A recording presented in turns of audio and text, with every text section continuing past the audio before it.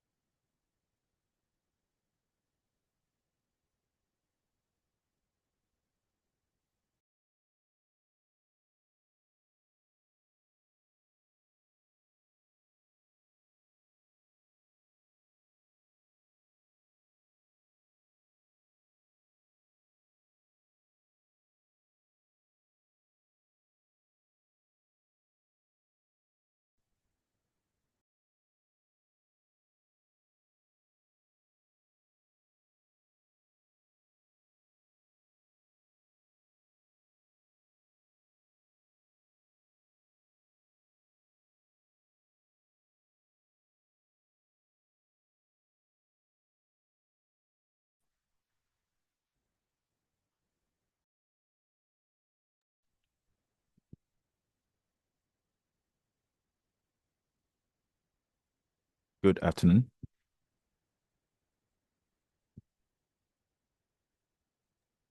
Good afternoon. Good afternoon.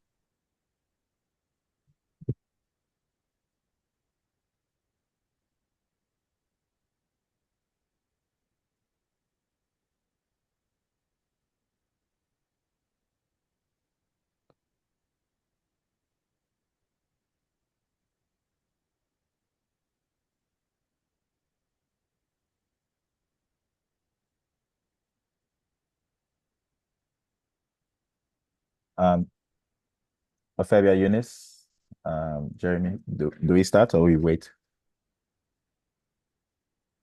I believe there's enough people. I think we can. I think we can start. We can go ahead and start. Wonderful.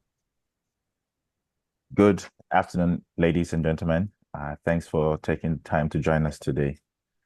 My name is Kelechi Ofebu, and on this call, also my colleagues from different institutions. So maybe quickly, everybody else on the team, introduce yourself before we proceed. Hi everyone, my name is Ophelia Sechiado and I'm the project coordinator of Creation Africa Ghana. And I am Jérémy Desjardins. I'm the cultural attaché at the French Embassy, managing this program, Creation Africa Ghana, also on behalf of the French Embassy in Ghana. Hi everyone, my name is Eunice, Programs Manager at Impact Hub Accra and also one of the lead program manager for Creation Africa Ghana. Great. Oh, did I mention that Impact Hub Accra is okay. My name is Kelechi Ofebu. I work for the Impact Hub, and Impact Hub Accra is the lead implementer for the Creation Africa Ghana program. And today's the second edition of an ongoing series of call to action webinars, road shows, to talk about the ongoing application intake for the Creation Africa Ghana 2.0 second edition of the incubator program. But before we proceed, we wanted to quickly set so that is the context why we are here today. But before we proceed, we'll have a quick explanation of so Creation Africa Ghana is not just in Ghana, it's also happening across multiple over 14 plus countries across the African continent. So there's a higher level of thinking about the Creation Africa program, and then there's how we're thinking about it in Ghana. So we'll talk about it briefly, but before that, I'd like my colleagues, either Jeremy or Fabia, to talk a little bit about why it exists at a better level, and then we can segue that into talking about the ongoing application. Thank you, Kelechi. Yes, I will start, and then Fabia will continue with the slide presentation. I guess, Eunice, you can maybe pass the slides while we are speaking. So yeah, as Kelechi mentioned, and maybe some of you, I just had a quick look at the list of the people participating today. Some of you know about the program, some maybe not. So we'll try to be quite brief. Creation Africa is a continental-wide initiative from the French government toward the CCI sectors on the continent. And it has like country-oriented edition, as Kelechi mentioned. And we had the first edition in Ghana in 2023. And we have launched the second edition last October. This is the 2.0, how we call it in Ghana. And basically, this program is meant to foster and support the cultural entrepreneurship in Ghana by different ways. Basically, two pillars. One is the capacity building aspect, as many programs do, but we try to target some sectors and some ecosystems in Ghana, growing ecosystems in the CCI, such as animation, sound design, and or as example, TV series, but there are many other ones. So this capacity building is based on mobility opportunities, training opportunities, residency programs with Ghanaian partners that were identified in the last months and years.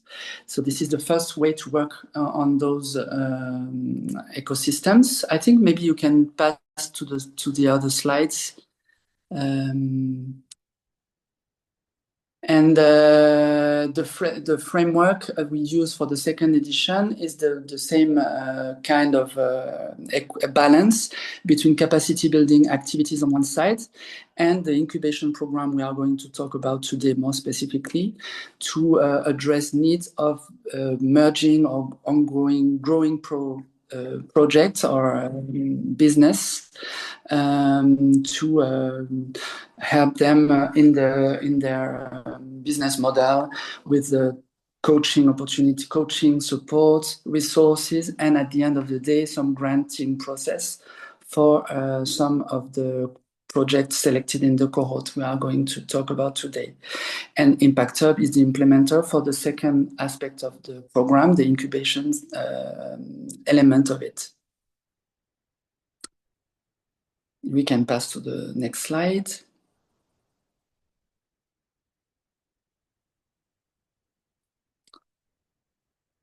Thank you.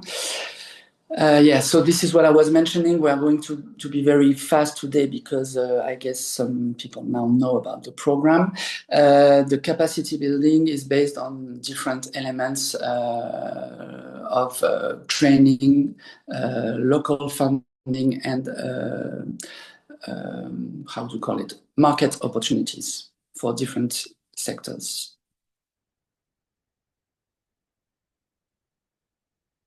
We can go on. And yeah,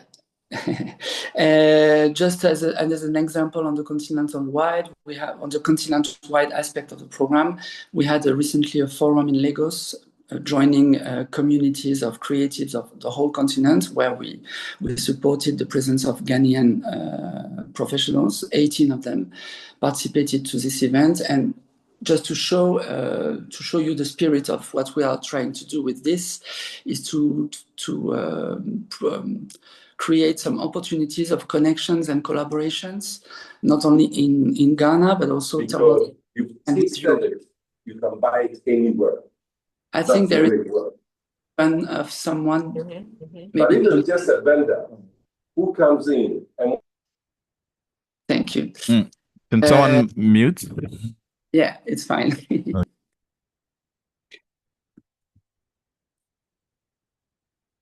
So this is about the forum we had in Lagos, like a connecting platform between professionals in Africa and with the professionals in Europe on the different CCI sectors. CCI cultural and creative industries. You can go to the next slide.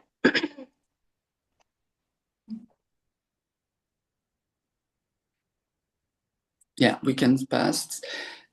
And maybe I will just pass the baton to Ophelia to give you just short examples to illustrate the spirit of the program and to go rather quickly then to the incubation process. Thank you. So as Jeremy was saying, under the capacity building component of the program, we've already started work. The second edition, as he had said, we launched last year. But even before the launch ceremony that was held in November, we had already begun certain activities. And so Novembre Numérique is one of the actions and the capacity building of CAG2, which was produced by Letty Arts and Alliance Française Accra. And this is basically the Ghanaian edition of a global label for Digital November, which is a festival that celebrates innovations in the digital world, but specifically going to focus on the cultural and creative industries. There were over 400 guests in attendance, and the sessions included VR and XR installations, workshops, interactive showcases, panel discussions, and artist booths. Next slide, please.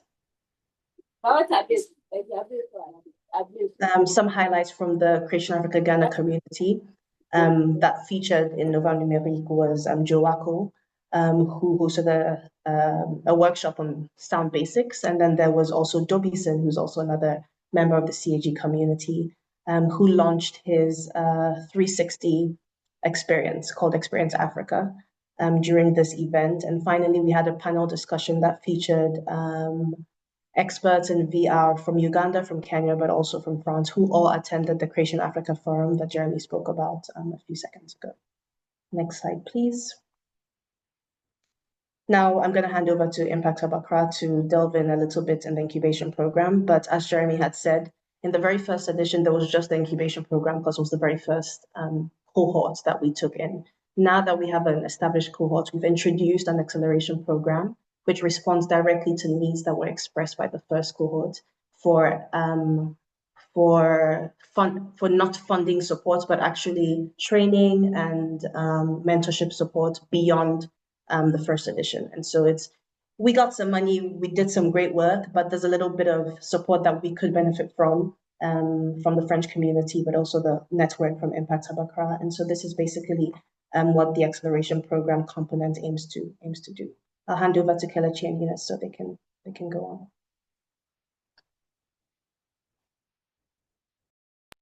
All right. Next slide.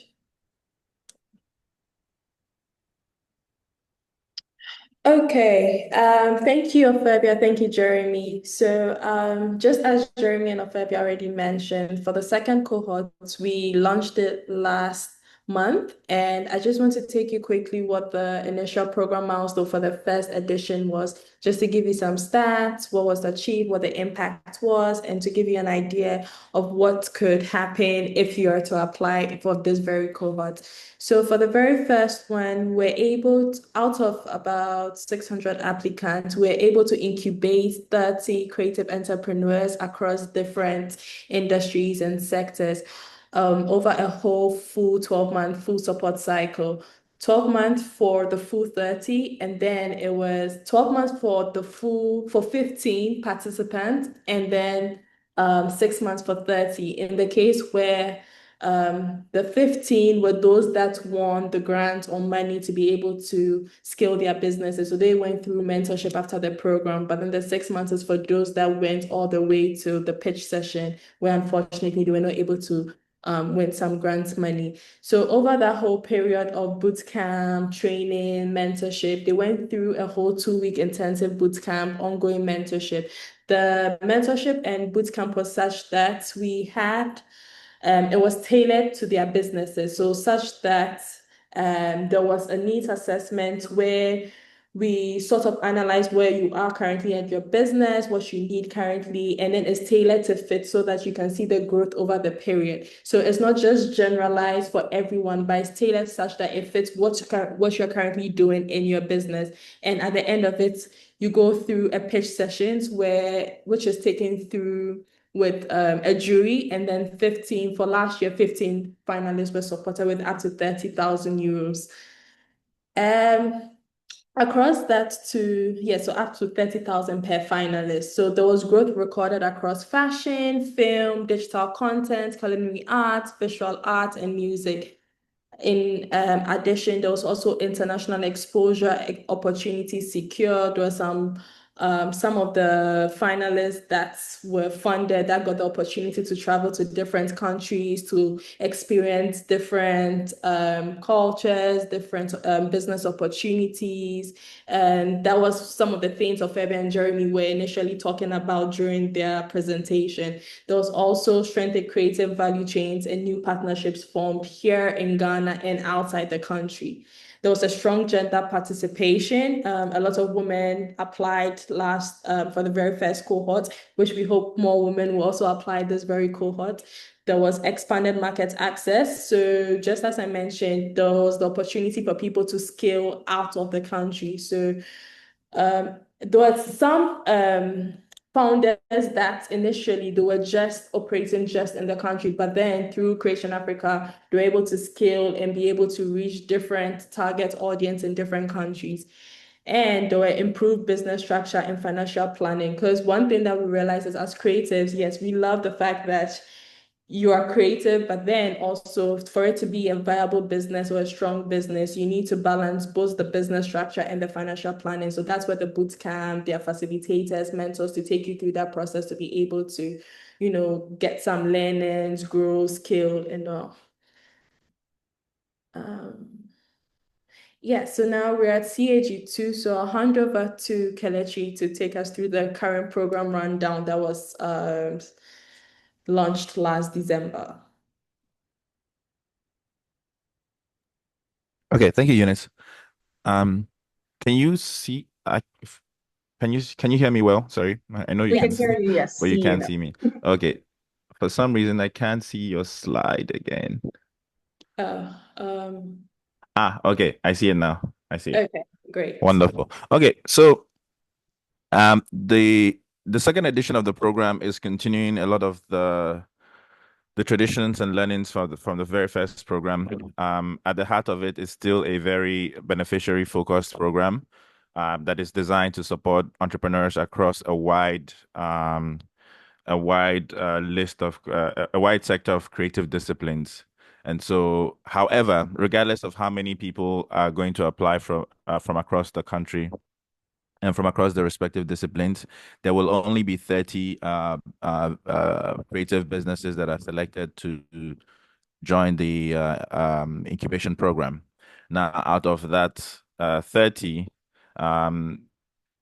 you are going to have last year, the first edition, we had about 2 weeks of a hybrid boot camp. This year is going to be 4 weeks instead. And then the funding at the very end. So last year you had top 15 that eventually got funding at the end of the program directly from the program itself, but we facilitated other market access for other members who didn't necessarily get the grant funding. However, the same amount of grant funding is available this year. And so that doesn't change. The 30 that make it into the program doesn't change, except that this year we're going to have about 10 finalists. And so a lot of that doesn't change. Next slide. And so in terms of program and then there's also in terms of content, just to hammer on what draw back a little bit on what draw from what Eunice was mentioning earlier. There is we really do our best to work with you to try and understand what are the pain points, how are you thinking about your business, how are you thinking about your creative process, how does this actually lead to the growth that you're looking for? Do you even understand what the growth opportunities are? Are you even able to articulate your work? Are you able to articulate the growth needs that you have? We try to work with you to meet you where you're at in terms of growth and try to figure out what is the next possible best growth option and how do we maximize the resources available. Of course, with the systems and with the support from mentors and Impact Hub team. And so we're bringing a lot of that from last year into this year. Um, Now there's and as like Eunice mentioned earlier, there's this. You had this 6 months, you had this 12 months, you had a number of timelines. Last year's timeline was a little bit different. Last sorry, edition's timeline was a little bit different. So this current edition, as you can see on the screen, application opened in November and it closes at the end of this month. The first deadline for close for receiving applications closed sometime last week, and it's now been extended to the end of this month, which is January. So from there, when applications we are closed and we've received all of them, between February and April, they will be processed, and then the top 30 that make it into the program will be selected, and the program more or less kicks in for the participants. Once the participants are notified, the program more or less kicks in, orientation, needs assessment sometime in May. And this is the period where we are doing a lot of one-on-ones with you to try to really, really understand your beyond the document you've submitted, beyond the videos and everything you've done. We really also want to talk to you to really understand who you are as a person, how you're thinking about your business, how much priority do you have towards it, and from there we can figure out what the needs are and how we can support throughout the rest of the program. And then May, June, you have the actual boot camp that is designed very, very tailored to all the needs that has been expressed over time throughout the application and needs assessment period. You continue on to so May, June. The 4 weeks is spread across May and June, and you have in July, uh, in that period where you're going to have a demo day to select the top 10 that are going to make it to the finals. Wait, no, the 30 of you are already in the program. July's demo day is to select the top 10 that will get the grant funding at the end of the program.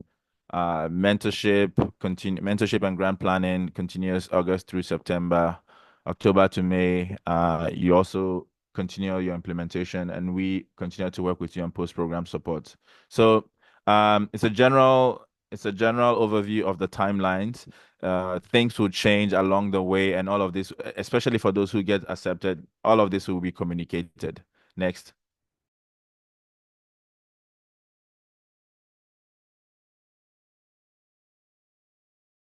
And so how do you make it to the top 30? Because this is where I believe most everybody on this call is really interested in.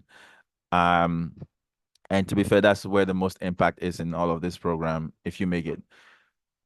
For you to make it to the top 30, we're really thinking about, we want to see your business through your lens, through how you think about it. But in terms of how you think about it, we want you to really tell us, based on these criteria you're seeing, we really want to understand how authentic is what you're working on, how original or not, but what is the unique innovation how are you doing things differently?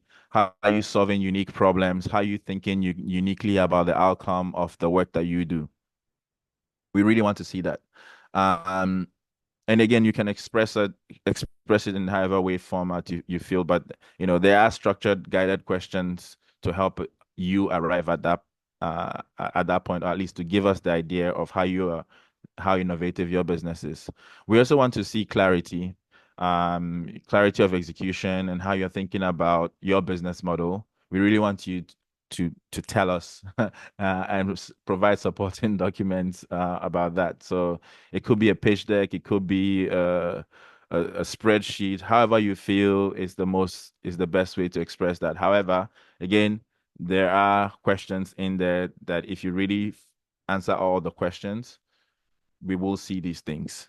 We want to understand the impact of your work. Like, is it just creating jobs, or is it about cultural promotion, or is it sustainability related? How is your work impacting you, your business, the service, your customers, or whatever term you want to use for it, your community? How is your work impacting all of these people that are important to the value chain? We also want to see that your venture has the potential for growth, um, possibly even enter new markets or explore new product lines. And and when we say growth, growth means very different things for different people. So you have to be able to express what that is and let us understand that you are also growth minded, because really we have limited resources, and one of the big mandates of this program is to help teams that are growing to continue to grow, or at least accelerate the growth a little bit. Okay, so that growth potential is very important, and you can't have growth potential if you don't have something doing already. We also want to see who is making all of this happen. Who is that team? You, the founder, your co-founder. It could be your parents, it could be whoever, but we really want to see how you're able to keep this thing going, because you're getting a lot of support and resources.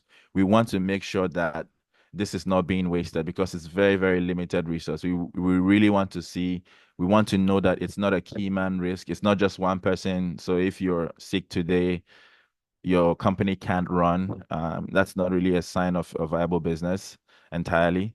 And so we want to see the team that is making, show us ownership of different members of the team. What are they doing? What is so unique? What do they uniquely bring to the team? It could be your sales team. It could be whoever it is. Highlight who they are and the importance of the work they do and what you do, because some of them will be part of this process, this incubation process. So we want to really understand some of those people on your team and how to also tailor supports for them and you.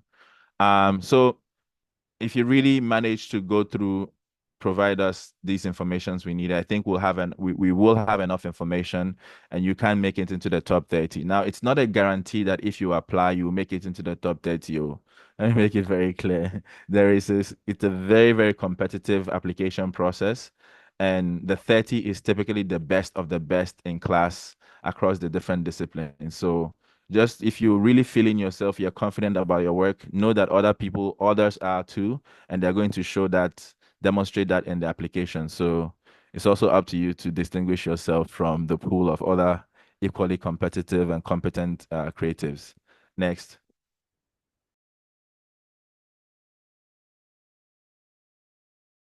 Oh, is there a next? No, that's the last slide. Oh, okay. It felt like there was it felt like there was a next. Okay, no problem. Thanks for that. Thanks for that favor. And so yeah, so this is a quick very brief overview of the program, who we're looking for, and the timelines of it. And so a big part of this is also to hear from you. I think most part of this conversation is to actually hear from you. What questions, comments, concerns do you have? Have you already submitted? Do you feel like you could have done a better submission? Are you helping your friend or your team to submit and you have questions? This is the platform to ask all those questions, and we will answer them in the best of our capabilities. If we don't have the answer here, we're happy to also reconnect with you later in the day or even tomorrow to even provide you answers if need be. That's assuming we don't have the answer. So over to you, Eunice. Over to you, sorry, our able audience. Thanks for joining us once again. So room is open for questions. Yes. Thank you, Kelechi, and thank you, everyone. So now, if anyone has any questions, you can just feel free to raise your hand. I would mention your name, or if you can't speak where you are or in a noisy place, you can just type in your question in the chat box, and then I will read it, and any of us will answer at any given point in time.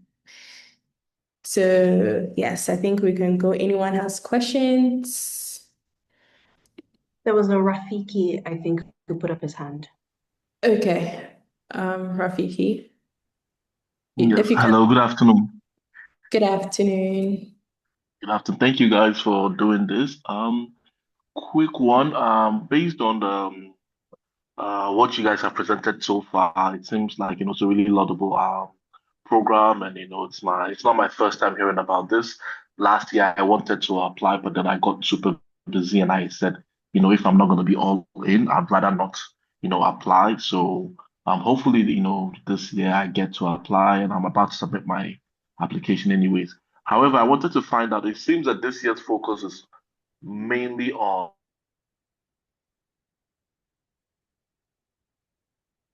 Um, creative Related to media. So as you said, Sorry, graphics. what Can you hear thing me? no, Graph. you got cut off. Yes. Last thing we heard was mainly on.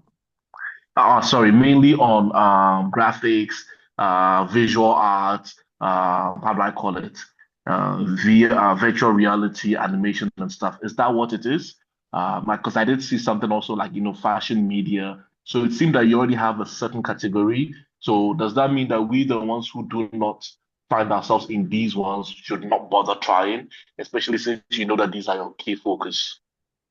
So I think there might be just a little bit of confusion. So the capacity building elements, I think that's where you saw the list of sectoral priorities. That's separate from the incubation program. So that's for the capacity building side, which focuses on training, international mobility, showcases. That has sectoral priorities. But the incubation program has no limits on the sector and the culture and creative industries that can apply. That's open to across board. Okay, okay.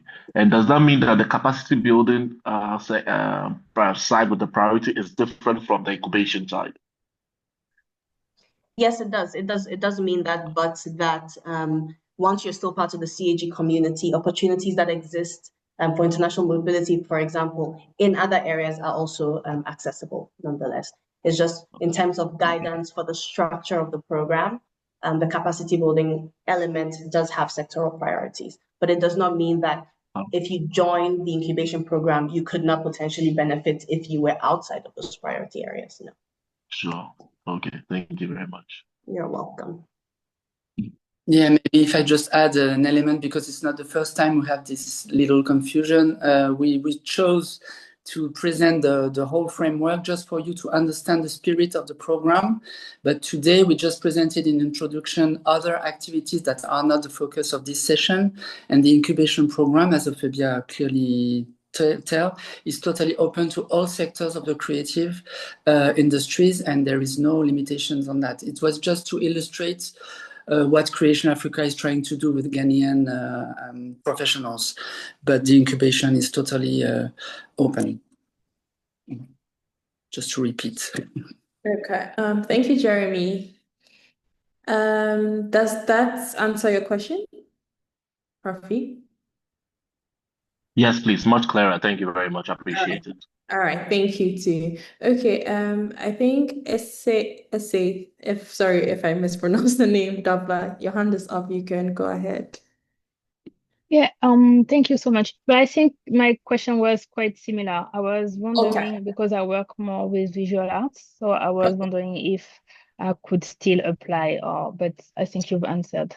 Okay, sounds great then. So we'll look forward to having your application. Enoch? Yeah, hi, greetings. I hope you can hear me. Yes, we can. Right, super. So my question dovetails around the issue around the applications that are multiple.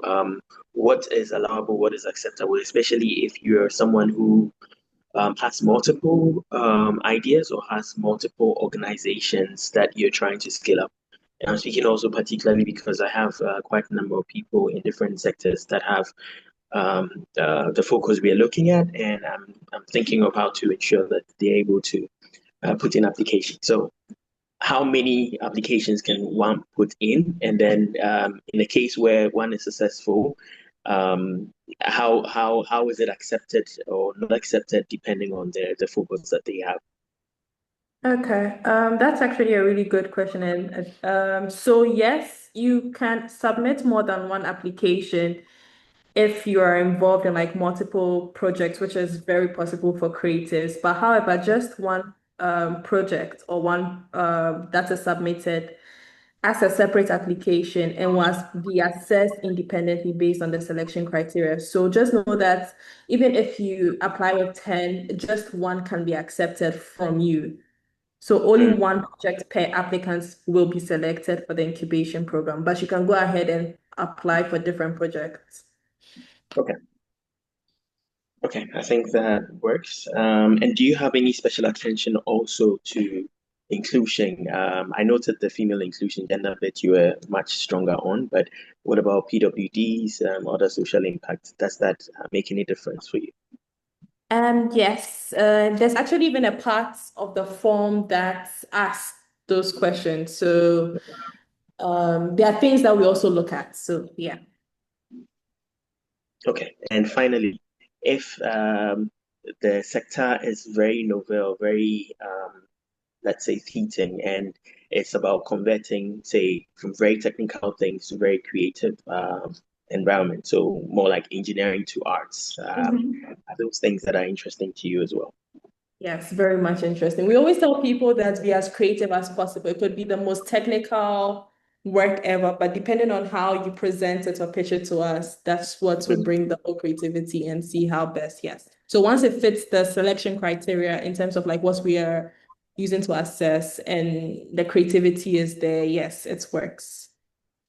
Super. Sure. Thank you very much. You're welcome. If I may, Eunice, just add a comment. I think maybe we'll have some questions on that. We didn't mention it yet.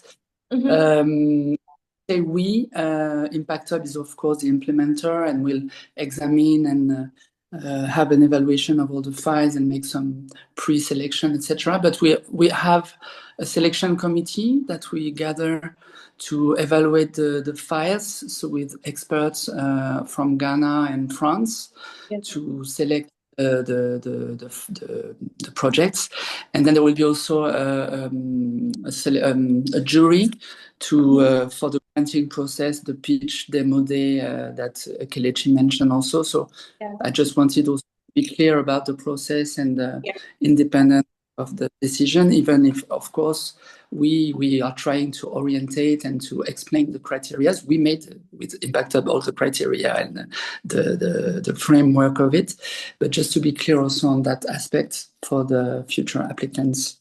Yes, totally agree. So just know that none of the people on this call are the ones going to assess your application. So okay, so we have some questions in the chat box. I'm just going to read them and then anyone can answer. So the first one is, my question is about the deadline. I submitted my application on the first deadline date and I immediately noticed the date has been extended. Second, I'm a little confused about the team members Mr. Kelechi mentioned. Okay, I think I can take that. So in terms of the question about the deadline, you submitted your application on the first deadline date. If you want to resubmit another application, you can go ahead and submit. We will look at the most recent one. The team will look at the most recent one. So that shouldn't be a problem. And I don't know if you can be a little clear what's exactly confused you about the team members. From what Kelechi was talking about, from what the jury or the judges are looking out for is just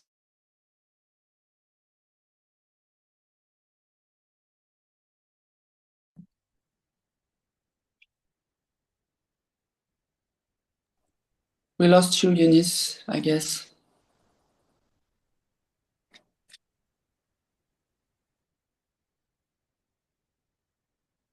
growth and all. Wait, sorry, did anyone lose me? We lost you, yes, but we can hear you now. Yes.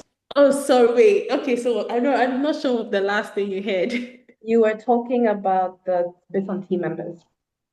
The team members. Okay. So I was saying that just I wasn't sure what exactly the person, okay, there's no name, iPhone was confused about, but just to add just a little about what Kelechi mentioned in terms of team members, what the team or what the selection committee will be looking out for is in terms of like being able to grow longevity, scale outside of you. Is there potential of that? Because you can start a business and let's say, as Kelechi mentioned, you fall sick or something happens to you, doesn't mean that your business dies with you. No. So in terms of if you enter this program and you've gotten the opportunity to scale, grow, we want it such that you are not the only person running the business, and it just doesn't have to. It could be anyone. You can even think that maybe you started a business with a family member. I don't think you have to think too much into it. So, if there's a follow-up question on that, maybe a specific question in terms of what exactly you're confused about, then we could answer. Eugene's question had to do with, please, can an applicant edit their submission to add more flesh? Yes, just as I mentioned on the earlier one, yes, you can resend a second application and the most recent one will be looked at. Hisham mentioned, hello, thank you for the opportunity. You mentioned team capacity as part of the selection criteria. As a solo entrepreneur at the moment, would that significantly affect my chances of being selected? Also, beyond mentorship and funding opportunities, what additional support can participants expect from programs such as opportunities to connect with or form teams during the program itself? Thank you. Okay, so with regards to the first question, just as I explained earlier, in terms of the team, as much as possible, yes, being a solo entrepreneur is good, but in terms of growth, in terms of scaling up, you have to look at expanding the business beyond yourself. Tomorrow, I'm not a teacher. I'm an artist in residence. You can babysit my son. Sorry, can someone? Okay, thank you. Yeah, so as much as possible, if there's no one, and as Kelechi mentioned, you don't have to overthink it. Is it a family member? Is it a friend? Is it someone that you can start or work on this business with? So sometimes I think we overthink it, think, oh, we have to go and look for no, it could be just our small community willing to start a business. So as much as possible, we love solo entrepreneurs, but it would be great to have a team so that in case of anything at any point in time, you can, because even with the incubation program, there are certain times where maybe timing might not work for you, but because you're a solo entrepreneur, then it goes no. So then at least you have a team member that you can rely on that could also represent you at any given point in time. So yes, teams are very important. In terms of the mentorship and funding opportunities, can participants expect from the program, such as opportunities? Oh yes, there are so many. I don't know if maybe Ophelia wants to take that Yeah, part. I can take that part of it. There's lots of opportunities that you can access by being a part of the Creation Africa Ghana community.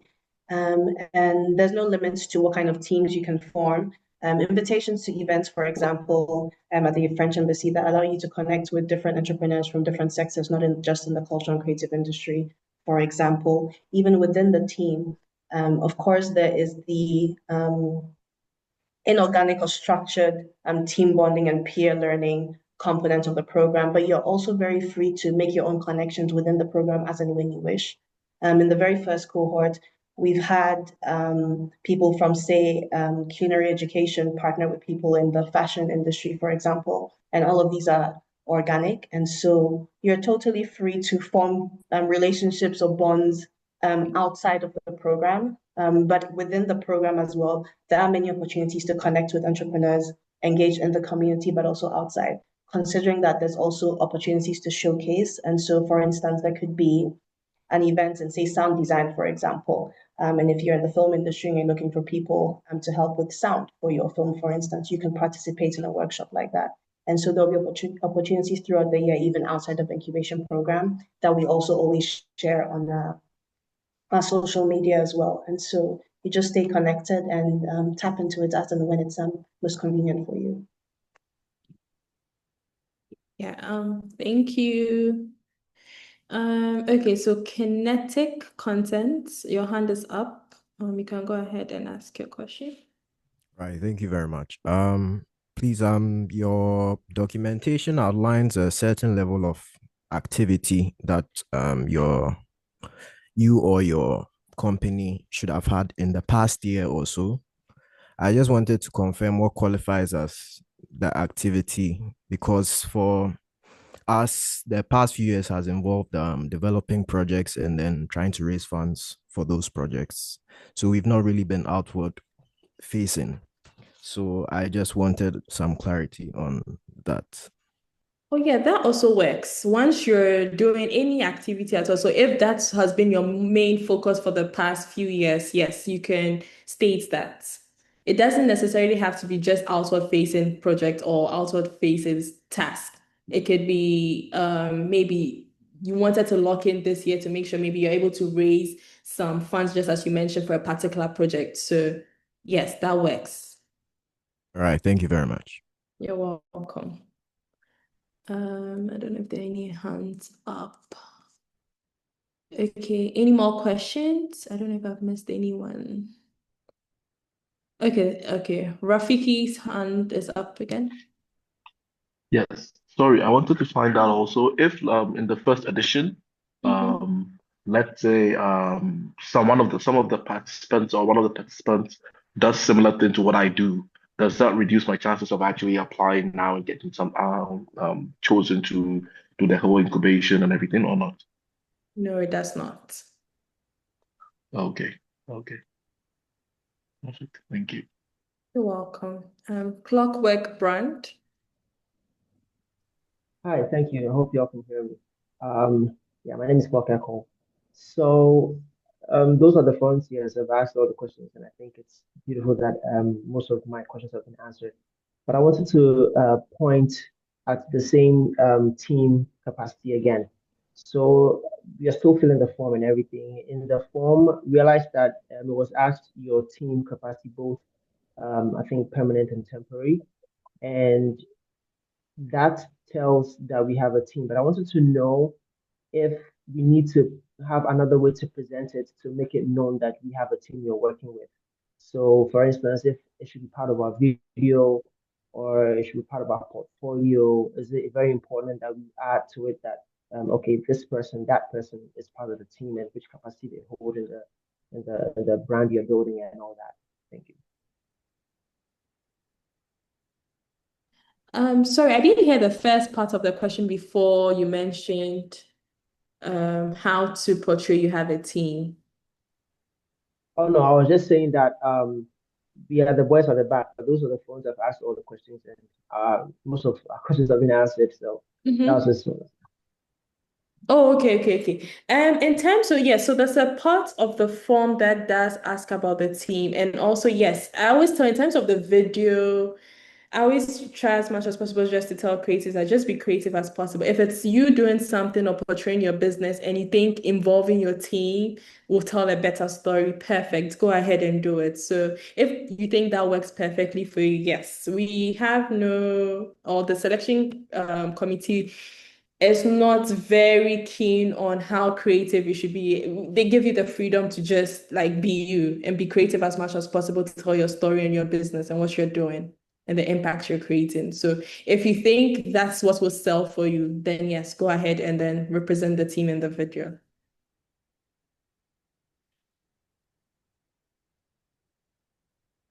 Um, Wait, can anyone hear me?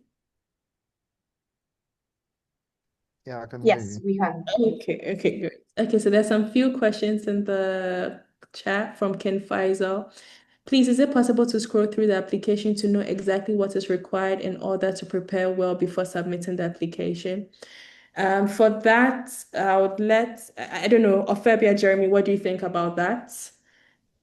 Yeah, we can talk about that afterwards, perhaps making a list of the questions available because we have had that other request as well, so Okay. that we can potentially go through it all.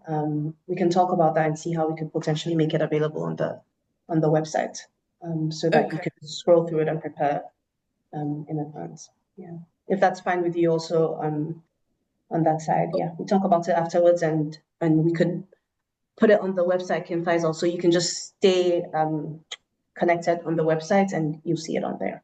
Yeah. If you don't mind, you can also drop your email address and then we prompt you once that's done. Okay. The next question. Okay, no, so Daniela's hand is up. So go ahead, Daniela. After that, then Ralph Good come. afternoon, everyone. Good Please, afternoon. I'm still not clear about the team I comment that was passed. I want to ask that, let's say, since I'm a sole proprietor, and then from what I understood from Eunice's um explanation is that you should have someone who can act in your absence. Please, am I clear? If I should if I should have a team as a sole proprietor and maybe the state of my business, maybe I wouldn't be able to afford to pay my team members as at now. So does it mean that I should like I do not qualify. I don't know how to even put the question. Is it a necessary something that all of us should have before applying with the team members? Thank you, Daniela. Yes, unfortunately, team is a very big team capacity is one of the because again, your business has to be scalable. It should be long term, be able to grow, ability to like the whole sustained growth and all. So as much as possible that yes, it's great to start as a sole proprietor. Then maybe my question to you would also be, or to anyone that also has that question is, what's the long-term plan for the business? Because then you wouldn't be able to do it on your own. So that's why as much as possible, we try to start from the beginning, let people know that they Okay. need a team. Please, can I talk? Yeah, sure. Go So ahead. let's say you have a goal of maybe setting up an institution, an educational institution. You can't do it alone. You would need team members to come on board with you. So until the vision is realized, you can't bring people on board. Or let's say I have people that I am, if I should start working today or have the institution today, I would have at least 4 people that I can work with from the start before bringing others on board. So some of the things I want to be clear on is that at a certain level, you would actually need people to come on board with you. So I am asking that if, let's say, this is my vision of bringing an institution or creating a learning environment for um, the youth, which I can't do alone, then I will need a team. But as at now, since the vision is still in the dream state and it hasn't come to a realization yet, or it's not something that I can see or I have the capacity to build now. That means that I can't work with a team, or can I work with a team in the absence of the dream or the vision? Please, am I clear? Hello? Yes. Okay, so yes, you are very clear. But then also another thing that the selection committee is also looking at, I get where you're coming from. It makes a lot of sense. But another thing the selection committee is also looking at is they're going to look at it at a case by case basis. So if you remember, or if you've gone through the form, there's a part of the form that asks which stage of your business you're in. So depending on what stage you're in, then they decide on if maybe because you're in your early stages, then they can make an exception to say, okay, probably because they're at this stage at this point, then this makes sense for them to qualify to get in. Because then maybe after this incubation program, then they can create their team and then look for the whole long-term sustainable plan, growth. I don't know if that works, if that answer. I Yes, don't yes, think I'm anyone clear else now. has. Yeah, Claire. So you can, for team capacity, we can think of it as if the capacity of your team at the moment where your business um, is sustainable, or if it's at a good, if you have a good size for the stage you're at your business and where you want to go, say in the next year, for example, in the next 2 years, for example. And so if you have big dreams and you've got a small team and it doesn't seem to match up, then yes, you can, think about that a little more when you're applying. But if you're just at the beginning of your business, you're starting out, and so your expansion dreams are not necessarily the same as the next person who's been in operation for, say, 2 years already, and has already begun scaling up. And so I think that's a good way to kind of think about it. This is where I'm at. This is where I want to go in the um, uh, the closest long term, and does the team that I have work for where I want to go? Yeah, there's absolutely nothing wrong with being a sole and proprietor at this stage of your business if you're very at the beginning, but you can also express your intentions to grow your team after, say, you've achieved this and that goal or this and that amount in revenue, for example. Yeah. So please Thank go you, ahead and thank apply. you. Yeah, go ahead Thank and you. apply. It's clear now. Sounds good. Ralph, your hand is up again. Again, it's Oh, my sorry. Oh, sorry. I um thought, it's okay. okay. There's Rafiki. I don't know if that's what you're confusing with. Sorry. I'm Ralph Gibbs from CD Rating. I just want to know, Kilichi is not here, but there was a part where he mentioned, or at least I've gone through the form, and there's a part which asks you to upload your business registration documents, Mhm. pitch deck, or financial statement. And the fact that you used or, I wanted to clarify, would it be better to, so I've got the registration documents. Can I send just that? Because the other questions are pretty exhaustive and like cover a lot of the stuff. Or would it be better to send a pitch deck? But then if I send a pitch deck, how do I include the business registration? Like, should it be a screenshot or what's preferred for that specific attachment? So I won't say either of them works, whichever one works best for you. So it could be the pitch deck, either or. So it could be the pitch deck, it could be the business registration, it could be your financials, which yeah, either of them works. We won't say we have a preference. Okay. Thank you. Welcome. I don't also another key thing I wanted to mention is when you're uploading, this is for everyone, when you're uploading your videos, we realize that, especially from the past applicants, we realize that most people, after uploading, especially to the Google Drive, they don't give the access is not open. So it makes it difficult for the selection committee to watch your video. So please, once you upload, make sure your access is open to everyone. So everyone that clicks the link can actually access the video and watch it. So that's just one thing to take note of. Okay, we have a question from A2C Dompe. Dom. All right. Hello. Please, I hope I can be heard. Sorry? Please, can I be heard? Yes, I can hear. All right. So my question is, for my outfits where I am applying for, we have a number of projects for the year. And first, we are looking at doing something. I think I typed the question in the question box, but did not receive any answer. Some of the projects are going to be taken in the first quarter and second quarter. Is it possible to get these projects looked at? And if it is being looked at, by the time from the timelines I'm seeing, by the time the finalists are rewarded and all that, that timeline would have elapsed. And how would you be doing your selection based on that, especially when I'm already done with my project? Would I still be considered for the funding, or uh, it will be something that I'll be supported with as and when the project is going on to the quarter of the time. Okay, so I don't know if that is understood. Okay, thank you. I don't know who wants to take it. Jeremy or Fabia?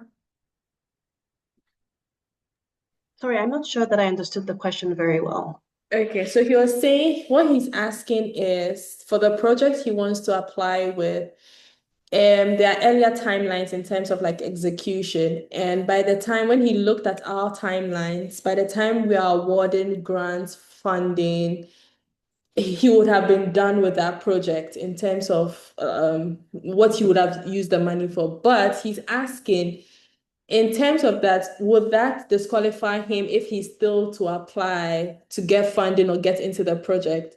Or would there be a case where at that stage where he starts, if he's to get like into the program before the funding aspects, where there's a possibility that will sort of support him with the project?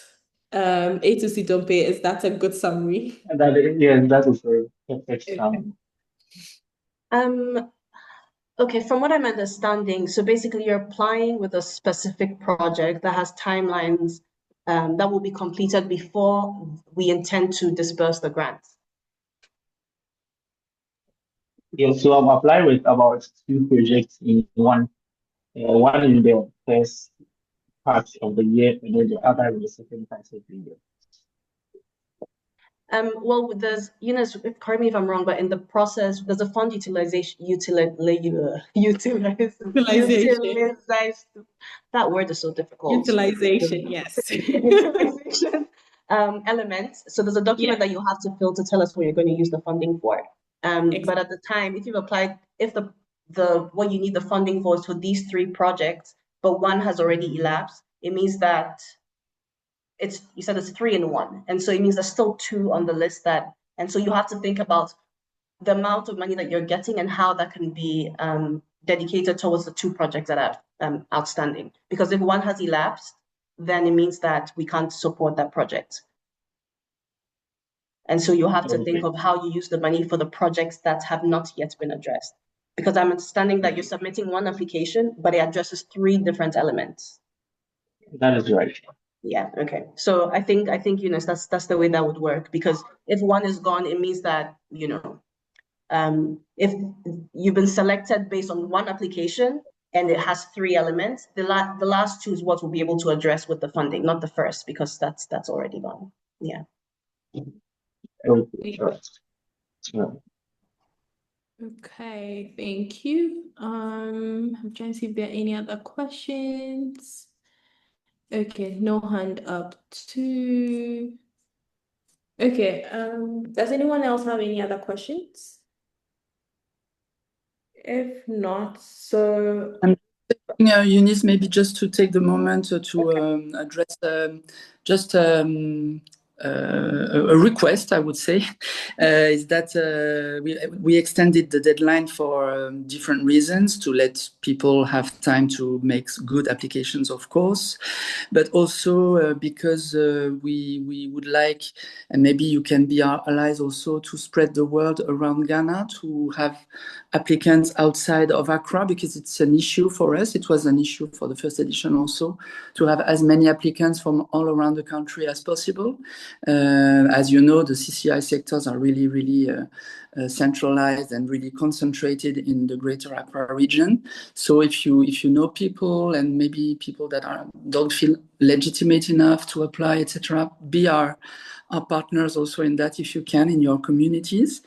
And same with the gender issue we mentioned. As many female applicants as possible in the process would be really appreciated. Even if it's not even a criteria, it's a very good criteria for us to have as many applicants as diversified applicants as possible for the program. So I wanted you just to sensibilize you about those aspects also. And just one more, there's a frequently asked questions element that will be included on the website also. And so you can check the website as well if perhaps your question has already been answered on there moving forward. But there's also email addresses on the website, just in case you have other questions that we haven't addressed here and you'd like for us to answer. You can feel free to reach out to us between now and the deadline. all right, thank you. Okay, a question just came in. Jeff Darko says, I am an animator, content creator from Koforidua looking to apply.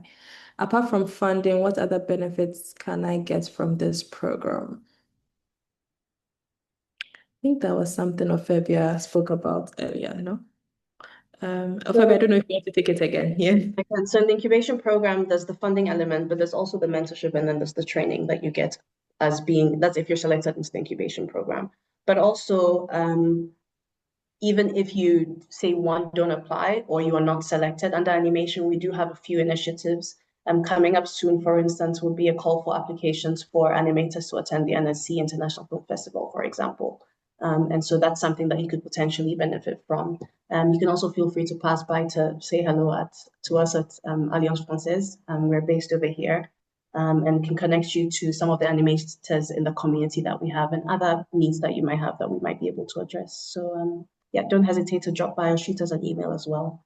And you can kind of know what exactly it is, opportunities you're looking for, and if we can help, we'll do that. Sounds good. Thank you. Okay, so should we still go ahead and go through the application, or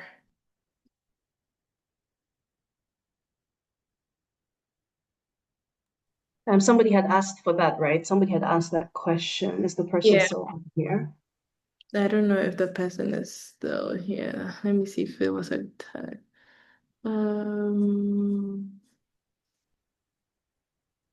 I don't think so. Okay. In any case, there's also a post on our social media, Instagram, for example, Impact Hub Accra, and for the embassy, France, Ghana.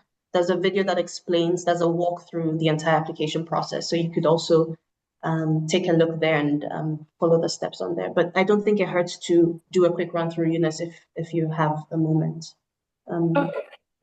Yeah, just give me some few minutes. Let me pull it up.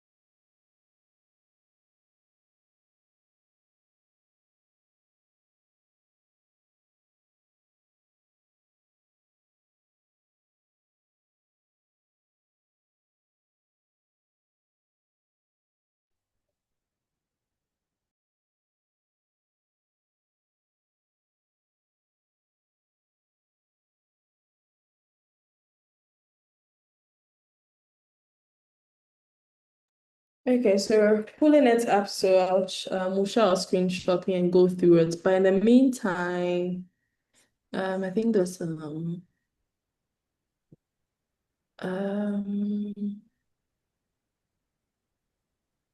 okay, they're asking if for a contact from Alliance. Sure, I'll respond to Jeff in a second. Okay, all right. Great. Okay, so I'm just going to quickly go through the application form. So once you click the link, it redirects you to this page. It gives you a brief overview of what the program is about. So take some time to read it just to give more understanding of what Creation Africa Ghana is about. So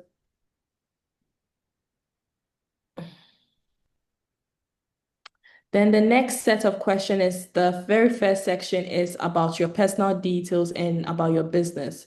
So it's just some few verifications to make sure that you read the above and understood the eligibility criteria of the program and that you're okay with us using your data for program reporting and evaluation. So it just goes ahead, you talk about your full name, your business, your gender, your age. And then I don't know if the person that was asking about the underrepresented group, yes, so where we're talking about the women, youth, rural base, PWD. Yeah, so this is it. It talks about your country, city, because again, you have where you're from, your number, your email address. And then again, to also answer the first person's question about if we were only talking about digital, just to show you that the sector of work applies to everything. So if you realize there's fashion, there's culinary arts, there's performing arts, video games, it covers everything. creative. So it's not just one particular sector. There's even museums and heritage, media, luxury goods. Yeah. So then the next section has to do with your business stage and operation. So to also answer Daniela, so this way we were referring to where in the part of the form where it asks you which stage of your business you're at. So if you're at the concept, if you're at ideation, if you're at validation, revenue. So this is just to give us a better understanding of where you are currently at your business, how long you've been in operation, how many current number of full-time and part-time team members, if you have, depending on which stage you're at, how much revenue you make monthly. And also, this is also to help shape if you're to enter into the next phase or into the incubation. This question also sort of shapes the incubation program or process to understand what the main challenge for most people that are in the incubation program. I didn't Yeah, what see that 30 seconds video. No. Sorry, can you please mute? Okay. Sorry, can you go back up a bit? Sorry. Yes, what's the main challenge most people are facing? So whether it's funding, market access, talent, infrastructure. So then etc. So that we know how then to shape the incubation program to align or meet these challenges people are facing so that they are able to know how to overcome them. Then we go into the video part that we're talking. Clear set rules have been set how the video should be. And this is the part where, again, it's a creative program. So we encourage people to be as creative as possible. How you choose to represent or tell your story, it all depends on you. But then again, just know that there are different people applying from different parts or different regions and everyone is trying to be part of the top 30. So as much as possible, we encourage people to go all out, be creative, tell your story in a really good and compelling manner. Yeah, and then this is the part where it spoke about, okay, no, so this is yeah, for your portfolio, pictures, videos, yeah. Yeah.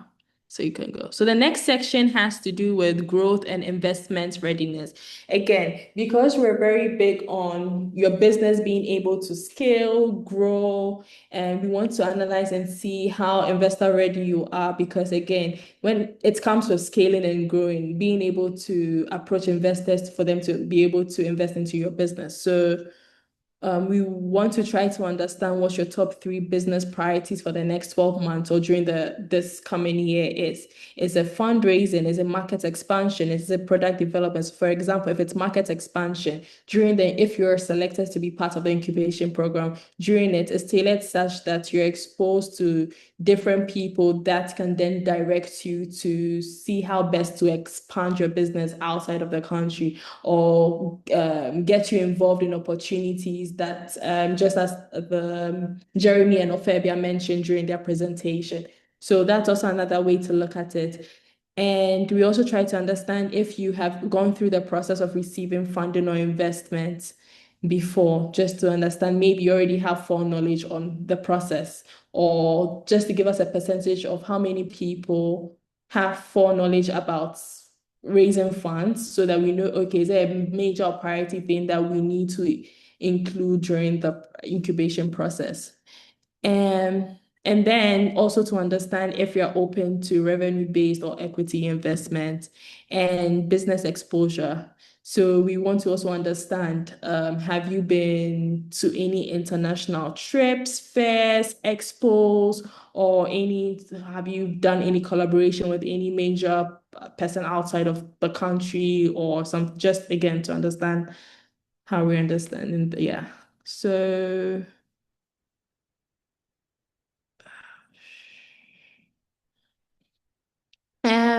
yeah, so if selected, we also want to understand what your goal or your plan, if you're selected, what you want to achieve within 6 months. And then also we want to understand, again, based on what Ophebia and Jeremy mentioned, we want to understand what type of international event or fairs would be valuable for your participation. list them below to see how best we can work with you to achieve that.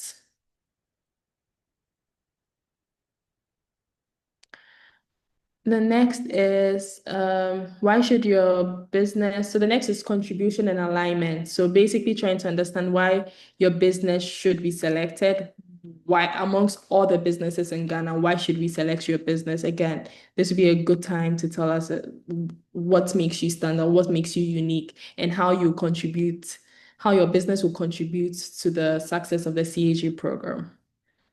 The next is mindset and capacity. So we also, as much as possible, yes, it's about your business, but we also want to make sure that or understand the person running the business and what skills they currently have and what skills we need to build upon. So this is just to understand what type of skills you have running your business or what skills, or depending on where you see your business in the next few years, what skills do you want to learn? This gives us knowledge on what skills you need to learn to be able to get your business to that place you want to get it to. So then it's about what skills needed to work in the culture and creative sectors. We want to understand if you have the skills needed to run a business. So what you think, if you're confident enough for the future of your business. You want where to know where to find support to help grow your business. And then the section 7, this is venture tier categorization. And this will be done at the very beginning, once you're selected. Again, this is just to understand where everyone, because we understand that everyone's at different points in or different stages in their business. And again, we want the bootcamp or the incubation program to be such that everyone benefits regardless of what phase they are currently in their business. So that is why the tier categorization came about this year. That wasn't the last year, but this year, once it's such, so if you're in early stage, we know how to tailor the program to suit you. We know how to tailor it to suit someone who has been in existence for years. So yeah, so questions around that primary funding need, what will you primarily use the funding for, and then this where they upload your business registration documents. So depending on what you have available, so that's why there are multiple options. At least you're able to. And then the final one is just just declaration. Just declaration. So I think that's it. I don't know if anyone else has any other questions before we wrap up. Doesn't look like. Oh, there's one more. Enoch has a question, I think. Okay, Enoch. Right, thank you. I actually have three questions based on the presentation, but I'll just sum it up into three folds. One is issues of evaluation criteria and the critical success factors. So I'll expand briefly on that, but that's one block, evaluation criteria and critical success factors. And then utilization of funding, again, in terms of whether cash is really going to also be received for certain specific actions and what are their limitations on that. And the third is a spin-off product or activity from an old company, right? So I start with that to expand. So you have an old organization, and then maybe you have a new product you want to roll out and spin off. So that becomes a very, very new item. Question is there any limitation on that being a successful venture to go with? And I'm also trying to understand from the previous first cohort whether there were instances where you had such organizations, and do they qualify or not, like based on your criteria, just to understand, so that one understands whether they can have a very old company that is remodeling or orienting itself to a very specific new framework, whether that is an acceptable organization. The second is on the cash part, I mean, the utilization. Is it that there are any limits? Can it be used for organizational strengthening in terms of maybe salaries that need to necessarily be paid, or allowances for consultants to help with aspects of the business? Are there any limits to that? And then the final one is on the FAQs, as in the evaluation criteria and critical success factors. I mean, what were the blunders from the previous application that really should be avoided and sort of one should not go into? So I know that the FAQs that will come, but just to understand whether you have any key tidbits for applicants in terms of what were blunders that should be avoided. Thank you.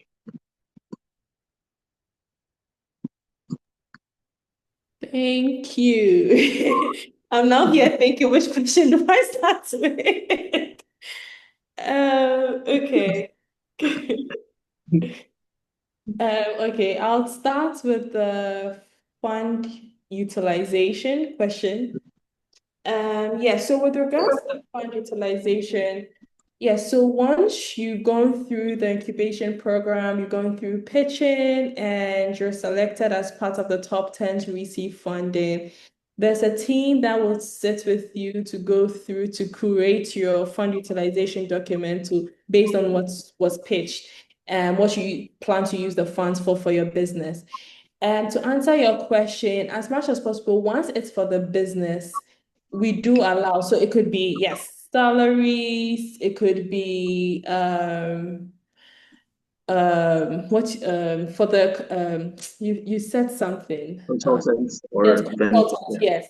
It could be allowance for the consultants, it could be, but the only thing this time around would be there'll be a time frame. So for example, if you're using it to, again, you sit with like the finance team to make sure it's mapped out well. So let's say if you're using it in terms because of how you need to do reporting at the end of the period. So depending on how long, let's say if you're using it for salaries, there's a time frame. So then again, it becomes a question with you and the finance person that, okay, if I'm using it for salaries, would I be able to use this for salaries for X number of months or to extend? If it's going to extend beyond the period of which reporting needs to be done, then that becomes then maybe you channel the money somewhere. But it wouldn't stop. But if you think it will fit within that time frame, then yes, you can go ahead and use it. So yeah, so it's just about finding means and ways to, once it's for the business, yes, you have the opportunity to use the funding to,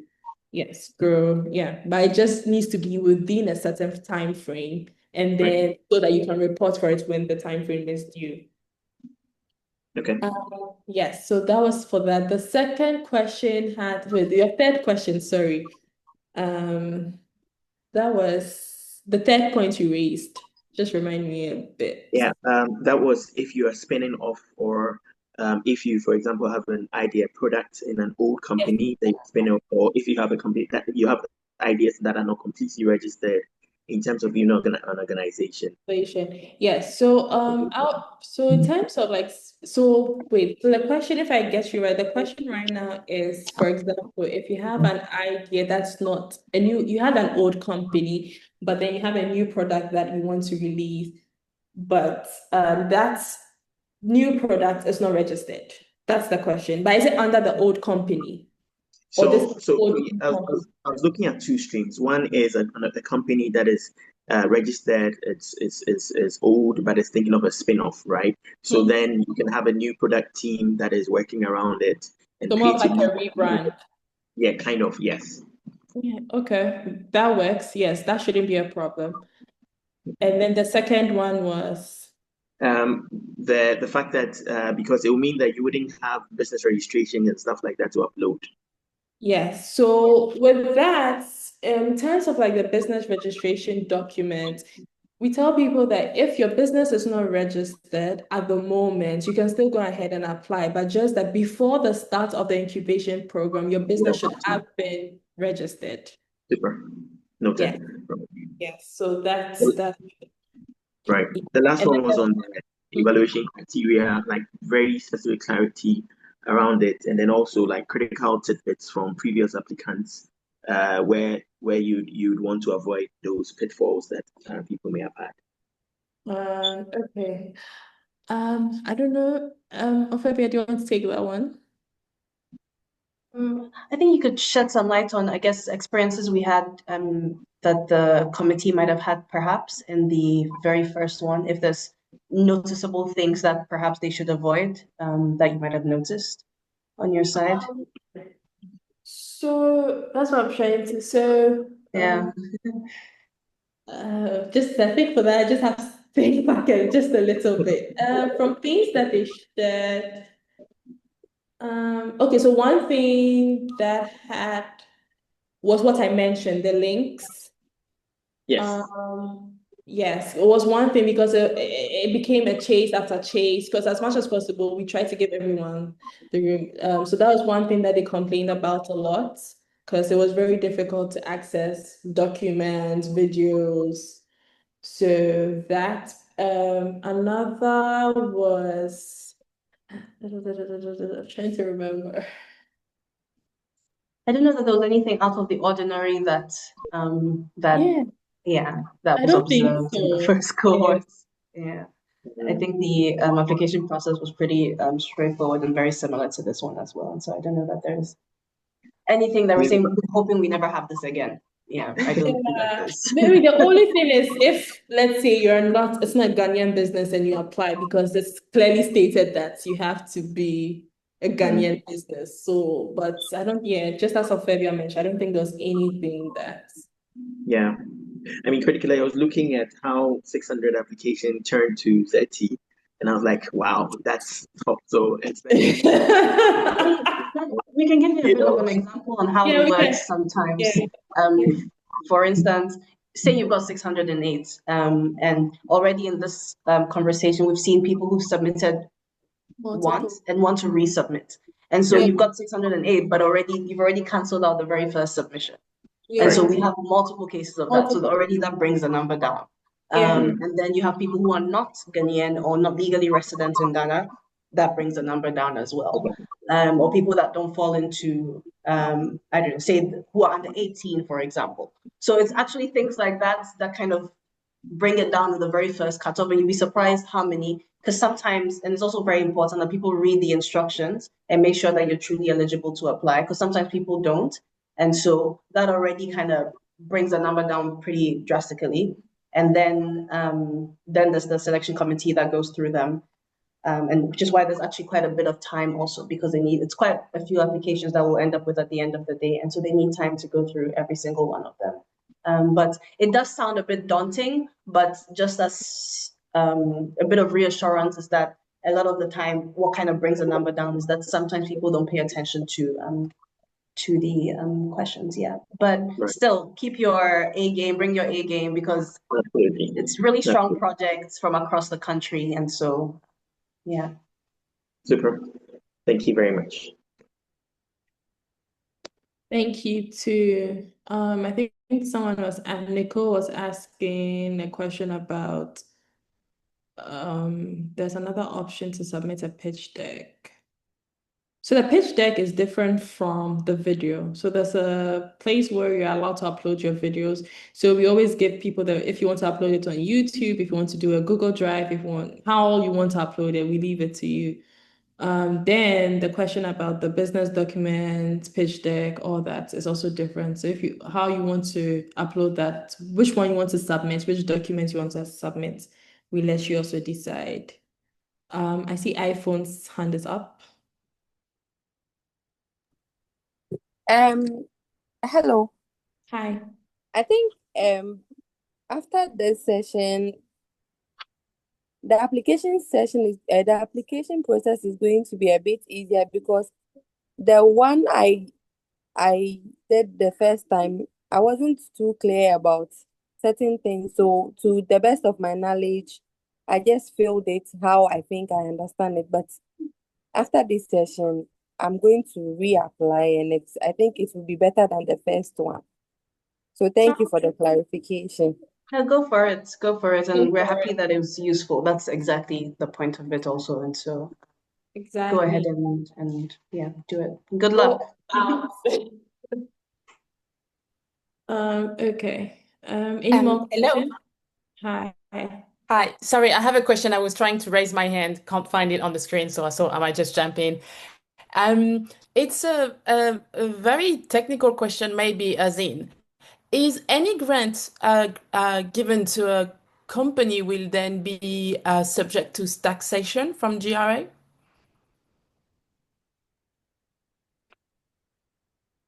Did you say that is, sorry, I didn't get the latter part. Sorry, I was saying, so let's say that you get to be selected and then you're top of the winner, and so you get the grant. The question is that grant as can be taxed by GRA? No, so you won't be taxed by GRA, but and just to confirm, Afebia, this year would they register with Societe Generale? The details of that will communicate once the top 30 have been Okay, so selected. once you get, but then yes, so but no, the money, the grant itself, no, won't be taxed by GRA. Yeah, you get the the exact amount. Oh, okay. But then the dealings after that, what you use the grant for, regular taxation rules will apply on how Would go to how it. you use it. Yeah. Yeah. Okay. Okay, understood. Okay. Thank you. You're welcome. Okay, so I think it's two. I'm not sure if anyone else has any other questions before we wrap up. Looks like we're good. Perfect.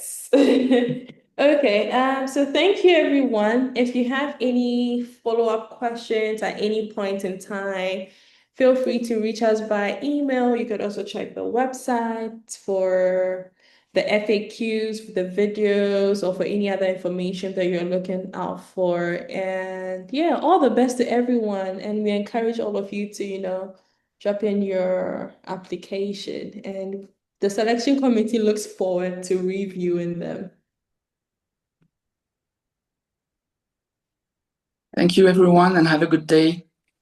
Thank you. Thank you all. Thank you too. Thank you.